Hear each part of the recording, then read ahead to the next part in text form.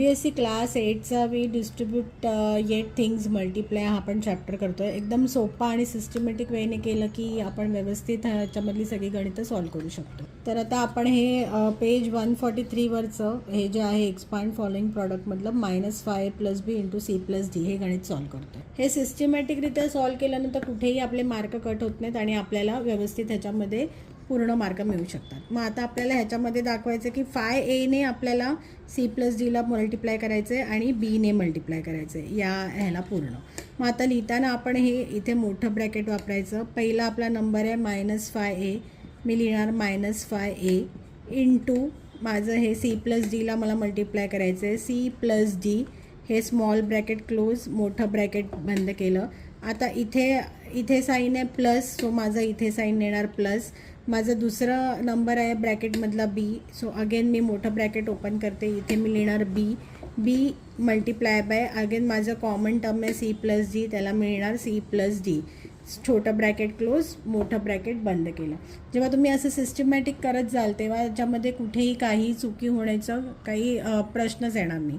आता मी इथे दाखवण्यासाठी असं लिहिणार phi a c phi a d, म्हणजे ह्याला मी इथे असं दाखवतात. कारण बऱ्याच वेळा काय होतं की हे दोन्ही ह्याला मल्टिप्लाय करणं विसरायला होतं, ते विसरू नये म्हणून.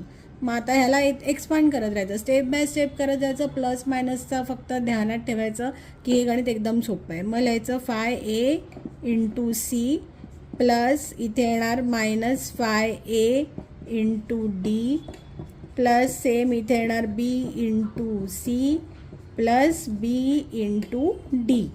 एक स्टेप बाय स्टेप सॉल्व करत राहायचं. आता इथे येणार -phi a × c म्हणजे -phi a c plus minus इथे प्लसचं इथे मायनस लिहूया -phi a d plus b c plus b d.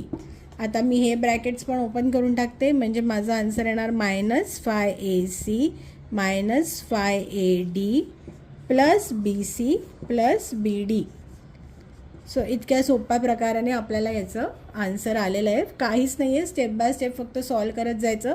कुठेही प्लसचं मायनस नाही करायचं. आणि हे तुम्ही इथे पण असं जर तुम्ही नंबर्सला असं हे केलात की तुम्हाला कळणार की हे मल्टिप्लिकेशन आहे, याच्यामध्ये हे प्लस करायचे. अशा ह्याने systematic step by step expand करत गेलं की या गणितामध्ये पूर्ण मार्क आपल्याला मिळू शकतात.